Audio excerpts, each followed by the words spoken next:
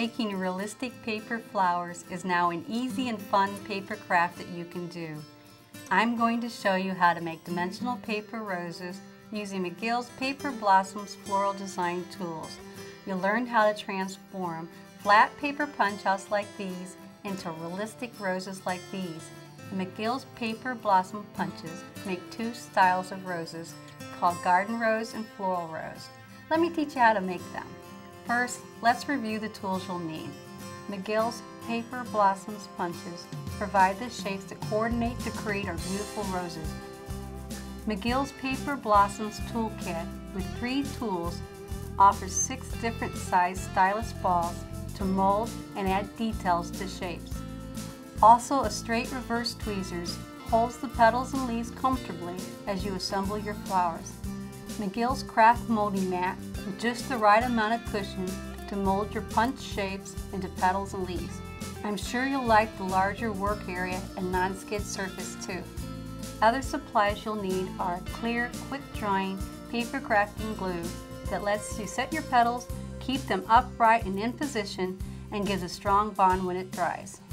Also, ink pads, markers, and pastels will add color details to petals and leaves. Now we're going to make the garden rose. The punch shapes that we'll use are the pear shape, the small pear from the garden petals, birch leaf, and alpine snowflake. Let's start with the 5 techniques that mold paper shapes into flowers. They are shaping, pinching, bending, cupping, and assembly. Place one of the pear shapes on your mat and use the 8mm stylus. Press the stylus into the center of the petal as you move the tool in a circular motion over the paper. This softens the paper so it can be manipulated more easily. As you do this, paper will begin to curl up around the stylus. That's the shaping technique number 1, and you'll use it to form the petals and leaves.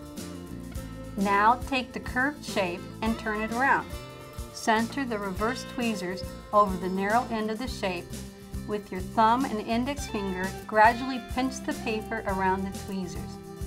This prepares the end for attaching to the flower base.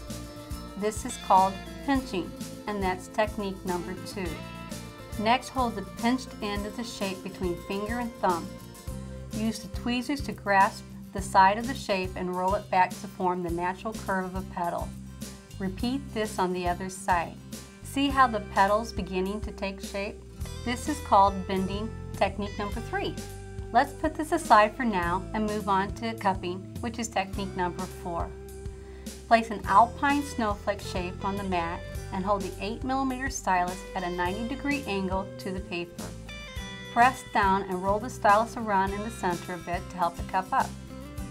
As you apply pressure, the shape forms a cup around the stylus. Don't worry if the paper creases a little. All the petals and leaves will attach to the cup base, just like on a real flower. The last technique is number 5, and it's the assembly of the flower. I like to work on a non-stick craft sheet, or any scrap of paper will do. Apply a little dab of glue at a time. Since the glue is quick setting and will dry, I just add more glue as needed to keep it fresh. Also, you won't want to glue over the molding mat.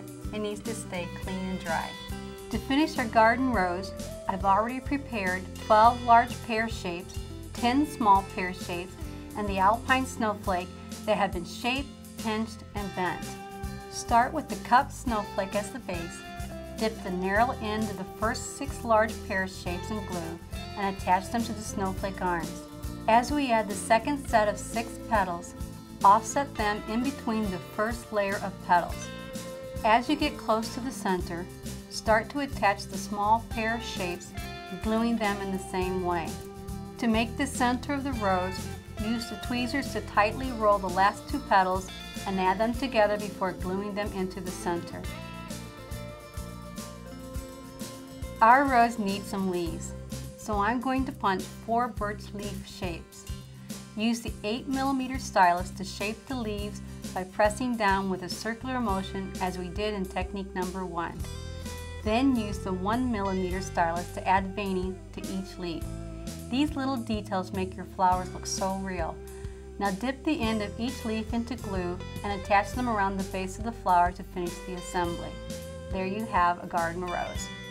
And now this is the floral petals punch. It makes a ruffled casual rose.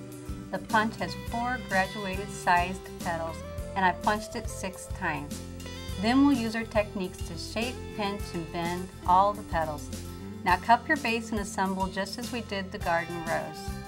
There you have it, a beautiful garden rose and a floral rose made with Mcgill's Paper Blossoms punches, molding tools, and 5 simple techniques.